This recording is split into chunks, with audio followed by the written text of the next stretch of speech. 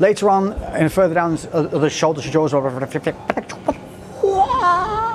Today we're going to take a look at how to build bigger, rounder, meatier shoulders. So when we all hit the gym, one of those iconic body parts is the shoulder. It's the part that we all crave because it helps create that V taper. It helps fill up your sweatshirts, your t-shirts, so that you look better in a vest. But it's also one of the worst worked, in my opinion, for the fact that people tend to overwork certain areas and underwork others, and as a result end up with a very lopsided, kind of pronated, lacking shoulder development. So today we're going to take a look at the front, middle and rear so that you've got that big, thick, full looking shoulder that'll stick with you for years. So it's called the delt. That's the front. We're going to call it the front delt. So we're going to be working on the front head of the shoulder. And a great one for this, obviously, as we all know, is a pressing motion. Compound standard for this is the overhead press with the bar. A lot of us neglect this because we get so focused on dumbbells. But there are a few intricate little things that you need to do to make sure that you're getting the maximum from this exercise and minimum risk. One of the main problems with this is body posture. A lot of people think about working the shoulders and then forget about the rest of the body. We need to stabilize the foundation upon which we're pressing, and that's from our feet all the way up to our shoulders. So you want to be hip width apart with soft knees. You want to engage your glutes a little bit. That's going to control your hips. From there, we're going to pull our core in. We're not going to tense it tight, but we're going to control it. We're going to pull it in so it's controlled, and then that's going to stabilize all our midsection. From there, we're going to grip just over shoulder width apart, keeping the elbows nice and tight. Shoulders are going to be held back, but not squeezing. So you're engaging the scapula, but maintaining a good posture. So I'm relaxed here, I can move. It's not like bench press where you're rolling back, just engage them. From here, what we're gonna do is come under the bar and lift up. We're gonna need to clear our head out of the way. So as you drive up, what you're gonna need to do is put the head back. Then as it clears the head, you're gonna bring the head back in a straight line and then press up and over. So now we're kind of linear from bar all the way down to our feet. The bar's not too far behind us and it's not too far in front of us. This is a stable way of doing things, clearing the head in and out of the way. So as it comes back down, you clear the head out, keeping those elbows nice and tight, then drive back up and through. What a lot of people tend to do on this, which is a problem, is they tend to start overly arched to get their head out the way, and they keep it out the way the entire time. This is going to put a lot of stress on that lower lumbar. It's going to also make you very unstable, and it's going to risk wobbles. Wobbles can lead to injuries, so we want to avoid tweaks, we want to avoid injuries, and we do that by setting things correctly and sticking with them throughout each movement. So treat each rep individually, make sure that you are thinking about the mind to muscle, make sure that you are not excessively moving any part of the body that doesn't need to be moving other than the shoulder joints. So with the overhead press, this is a compound movement, this is where you're going to get some weight on there. But if you're not used to doing this, start light, go slow, fight the negatives. You're going to feel all this on the front head of the delt. It's going to be very focused, but it's also going to be very taxing on the cardio, on your breathing. So relax, press, and I promise you, over time you'll see progression, increase in strength, increase in growth, and increase in stability.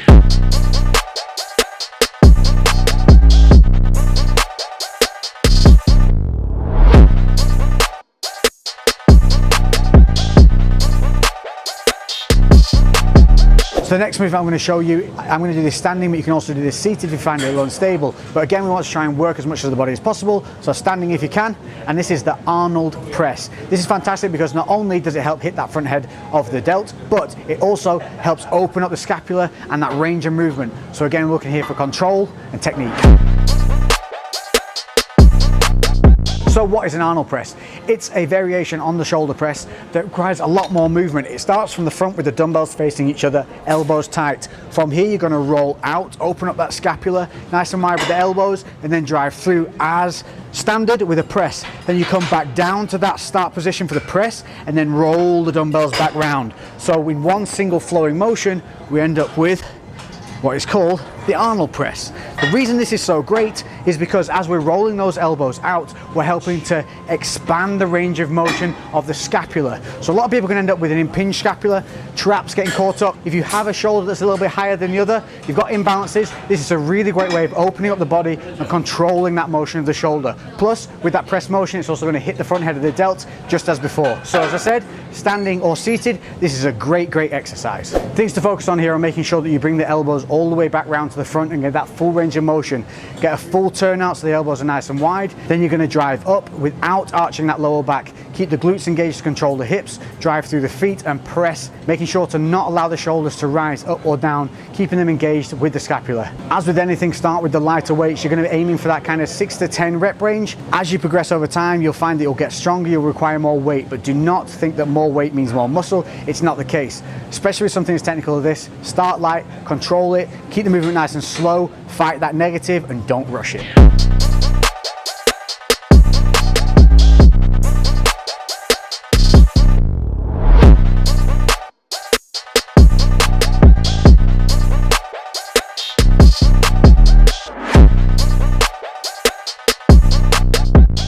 So now we're going to concentrate on that lateral head of the shoulder, and with that comes lateral raises. This is one that often is done very, very wrong. Make sure to check my previous video if you haven't. Also guys, if you like the video so far, don't forget to subscribe and hit that notification bell so you don't miss any of these uploads. But let's get back to this lateral raise. We want to be thinking about lifting from the elbow. Again, every time when we're standing, from the feet all the way up, we set ourselves. Soft knees, glutes slightly engaged, core controlled. From here, what we're going to do is we're going to move out, elbows to the side, arms slightly in front. So what we're not doing is coming straight out to the side, slightly in front with a bent arm. That's going to make sure that the leverage point is the shoulder. From there, lift from the elbows. Dumbbell will be slightly lower than the shoulder and the elbows, as so. And you can see the finishing point, dumbbell is slightly lower, not up here, here. This keeps the leverage point on that shoulder. Slow, controlled, fight the negative, avoid pigeon necking, relax your traps. To relax your traps, relax your neck. That's as simple as these can be made. It's a light exercise. Don't try and go too heavy, because then all you end up doing is shrugs. So another variation for this is, especially if you find that you've got a little bit of pain in those shoulders and things, this is a great way of alleviating that. Plus, you can do this version a little bit more straight armed. Find anything that you can kind of hang your body weight off that's going to be very stable and make sure it's not going to tip when you do so. You're going to fully extend the balancing arm. You're going to lean in with your feet so the whole body is now at an angle. I'm quite relaxed here, but what I'm also doing is making sure that I'm engaged from my feet up, so I'm keeping those hips forward, controlling my core. From here, I'm simply going to lift out and up to a straight point. But effectively, if I stand up straight now, you can see it's still actually at an angle. So we're keeping the load on the shoulder, lifting up to shoulder height, straight arm out to the side. You're going to repeat this. Again, we're looking for that 6 to 10 rep range, so you can do a little bit of pausing at the top, delayed negatives, don't try and go too heavy. Once you've done one arm, move on to the next, but then straight back to the other arm. If you're doing individual arms at a time, you don't need those rest periods. So move from one to the other, keep the focus, keep the blood flowing. Again, it's light, 6 to 10 reps, a really nice movement, especially if you've got any shoulder twinges. So there we go, we've covered some of the good front and medial exercises, but we're not done, and this is where most people are done, and that is because we need to hit that rear delt, and this is the one that gives you that side depth. This is the one that when people look at your shoulders, they think you have a big shoulder because you have this big head here, this rear delt head, so that when we get that pose from the side, you can see it pop right here. So it's so vitally important. Like having big arms, you need big triceps. To have big shoulders, you need those big rear delts. And the problem with that is a lot of people know the exercises they should be doing, but in order to hit them properly, to make them hit that muscle, you have to be very, very technical. And we're going to cover that now so that you can go forward, making sure that you are getting everything out of the effort that you are putting into hitting these rear delts. I'm going to look at two of them, and these are the cable-based movements. The reason I want to go through these is because they're the easiest ones to control and get used to this movement on. Later on in other shoulder tutorials, we will cover some more variations that you can use with dumbbells, but there's also a video already up on shoulder workouts, so make sure to check that back on the channel, and it shows a movement called the WYI. So check that video out, I'll link that in the description because that is a very good one, especially if you have scapular issues. But for now, we're going to concentrate on two pulling motions on the cables. The one that you will know, and that's the face pull. This is where you're using a rope and you're going to pull it through to your face and squeeze those delts to the back. The problem here is a lot of people just end up pulling through, and what they're actually working is kind of their traps and a bit of their back. We have to think about this as almost a rear double bicep. So what we're trying to hit here is, you see this kind of bear claw here that we get at the back of the shoulder? That's what we're trying to bite. You're trying to feel it right here. So as we come back, what we want to do is pull the ropes here, and then we're going to push our knuckles back and over the top. That's going to help us really bite down on those rear delts. You also have to think about relaxing the traps, and to do that you need to relax the neck. So relax the neck, pull through with the knuckles and squeeze them over the top.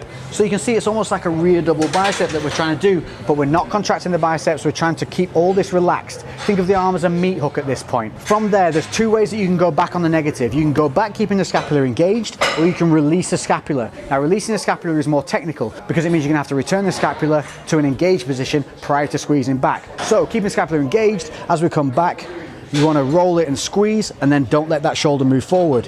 If we release, prior to pulling, we want to re-engage the scapula and then follow through with the pull. So to start with, do it as a double motion, scapula, pull. But by the time you get good at it, you should just be a flowing motion all the way through. So that is the face pull.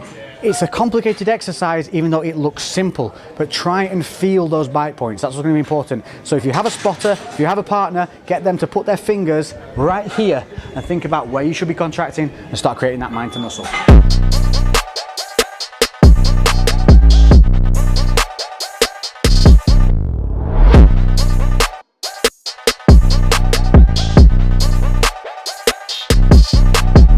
Next up on the cables is the rear delt flies. So this uses both sides of the cables, but there's a little tip here that I'm going to give you that's going to help you engage that much easier, and that's not using handles but using the balls on the ends of the cables themselves. And instead of having this overhand grip that a lot of people tend to have where they're pulling round, we're going to use OK fingers. So like if you're diving under sea and you give that OK sign, you're going to allow the ball from the cable to sit in that OK grip. Obviously the cables are going to cross in front of you, and from here you're going to pull back from the elbows and squeeze, keeping those OK fingers. The reason this works is because it stops you thinking about pulling from the hands and allows you to concentrate on pulling from the elbows. It also stops you using too much of a heavy weight, and in turn what you're going to be able to do is again work on that mind to muscle connection.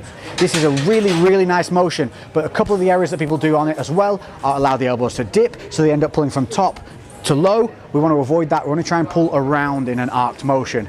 And that's kind of it. If you got all those right, you should feel this really bite down on that rear delt, and by the time you're finished, when you look to the side in the mirror, you should see a really nice big pump on that rear delt, and on those back biceps, you'll get that nice little bear claw. Wah!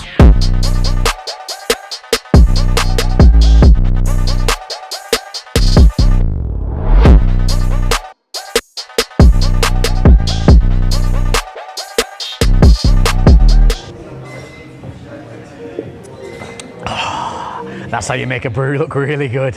Whew. You have the details to set yourself up for a very solid full delt workout to help develop that round, thick looking, muscular shoulder. And as I've said, remember, it's always about that balance from front to back. That's what gives that illusion of size. Remember, it's the details that create these illusions. And a lot of times when you're seeing people who you think are kind of big mass monsters or massively out of your realm of reality, it's not usually the case. Usually it's just a well-developed, well-balanced physique that gives that illusion of size, and that's exactly what you want from a shoulder workout. This is the bad boy. This is the secret maker. This is your money maker that gives you that depth from front to back. It's super easy to build that front. It's a little bit harder to build the middle, but the back is often a big neglected issue. So if you look in the mirror and you find yourself looking a little bit like this, a little bit pronated, chances are that you're overworking that front delt, not engaging the scapula properly, and not working the rear. So we're going to focus to create that delt illusion. Rear delts, scapula, control, mind to muscle, and making sure that we're working front to back. I hope this has been useful. If you've got any questions, hit me up in the comment section below. I do read them all and we will answer. Guys, if you see a question you know the answer to, feel free to help each other out. Don't forget to hit that like button. Notifications, drop down menu, make sure that you select to have it notified every time I upload a video, that way you won't miss anything. Other than that, thank you all for the support, thanks for the love. I've been Lex and we'll catch you in the next one. We are out.